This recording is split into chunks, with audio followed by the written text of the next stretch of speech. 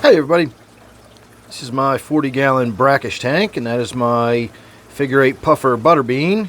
Threw a few snails in there to calm him back down. He's a little agitated with me. I just added some new plants to his tank. You can see right there that nice lush green cluster. And that is one of the plants that I collected here locally out at Prettyboy Reservoir. I just put some of that in my new native tank, and I have a little bit of it in my waterfall tank behind me, although the stuff in the waterfall tank doesn't seem like it's doing very well. But I finally was able to identify it, or rather one of my viewers identified it for me, and when I looked it up, they were absolutely spot on. There is no doubt that that plant right there that I keep saying looks sort of like anacris is actually Hydrilla. And I'm assuming I'm pronouncing that correctly. It's certainly spelled just like it would be pronounced Hydrilla. And when I looked it up, there was just absolutely no doubt, from the pictures I saw of it, to the descriptions, to the growth characteristics. It even described how it propagates through either spreading roots through the ground or pieces being broken off, and the pieces that break off simply reroot and will float around until they come in contact with soil or something. They'll root in and start growing again. And if you'll look closely, I know there's a lot of little white specks in the bottom of the tank, but if you see that white speck right there that's attached to these roots, that is the other way it propagates. It sends out little tiny tubers under the ground, and each little tuber will sprout a new chunk of growth coming out of that.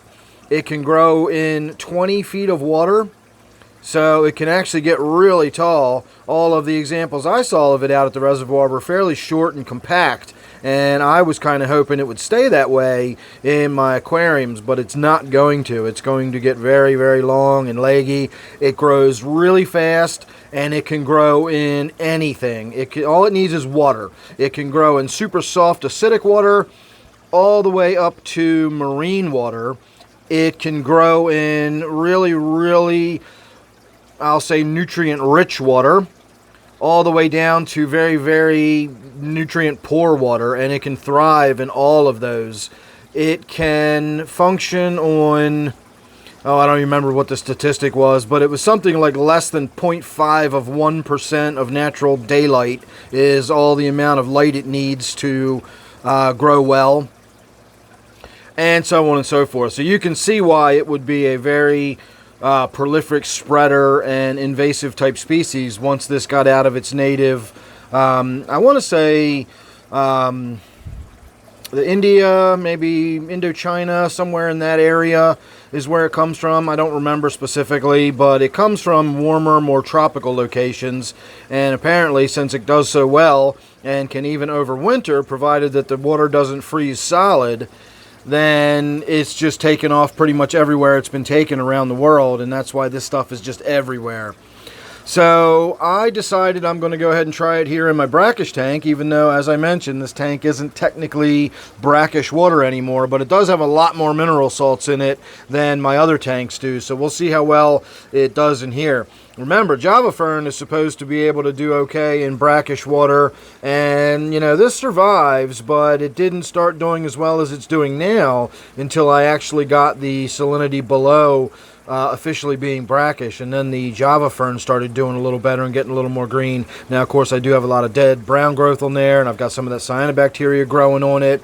That will hinder its growth, and I also don't use any foods, ferts, tabs, none of that stuff. So that is just growing, again, in fairly nutrient-poor water. So it'll be interesting to see if that's what Java Fern does. Let's find out what this Hydrilla does. And who knows, maybe I'll have a nice big bushy green tank for Butterbean to swim around in and enjoy himself. So as far as my plants that I sell, I have had some people ask me so far if I would sell them any of this stuff or any of the other stuff that I found that looks a little bit like Cobamba, but I'm almost positive is milfoil. And that also is an invasive species, and so because of that, I will not be selling either of these. I'm not going to be responsible for selling, spreading invasive species around through the mail. Probably not even legal anyway. So I will not be selling any of the Hydrilla which is this green stuff here, and then I will not be selling any of the floating milfoil, which we have. Let's get my waterfall tank turned back on. I turned this all off because it was putting so much glare in the tank directly behind us. So I cleaned a bunch of it out of the tank the other day. It was really, really overgrown. And if we move the duckweed, which it's really, really good at collecting as it sits right at the surface, that's the other stuff I'm talking about. That is a species of milfoil, I'm sure, and not the cobamba. And that is another one that is a natural, an invasive species around here. So that's a little bit of the hydrilla that's been in here. And it's doing okay, but it's not really thriving. I'm not sure if the fish are munching on it or what's going on. It definitely gets plenty of light in this tank, so I'm not really sure why that is not thriving. The milfoil certainly is. And so last, I will leave you with a look at my actual native tank. I've actually still got fans running down here from when I flooded the basement the other day. The carpet's still not fully dry. So this is my first look at it since I've put it in here. The milfoil got tucked down over in this corner, but you can see how much of it has already been uprooted and is now floating over in this corner. And likewise, you'll see a lot of the this hydrilla.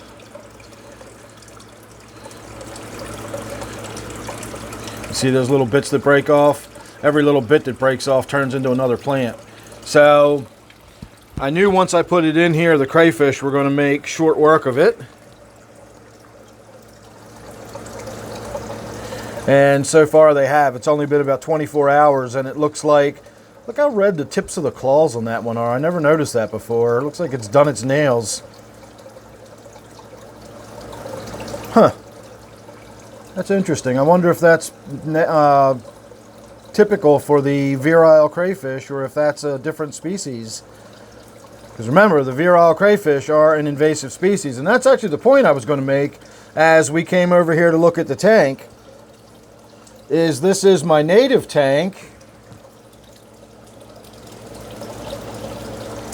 and yet so far every species that we've got in the tank is invasive, whether it's the milfoil, the crayfish, or the hydrilla. All of the stuff in here so far is an invasive species and not native. So I might have to change the name of this tank to my invasive species tank rather than my native tank. You can see this crayfish has definitely dug this out. He staked this claim as his home. Let's see if I can slide my phone between here.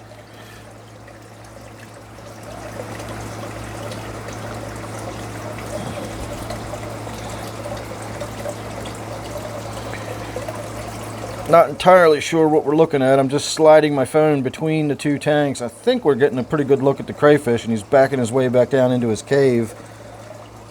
We're maybe going to turn around and walk in there forward.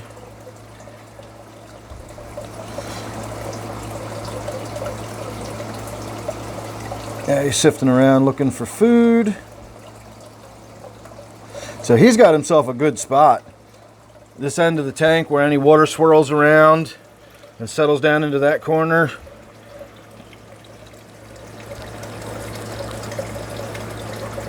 It's going to be his.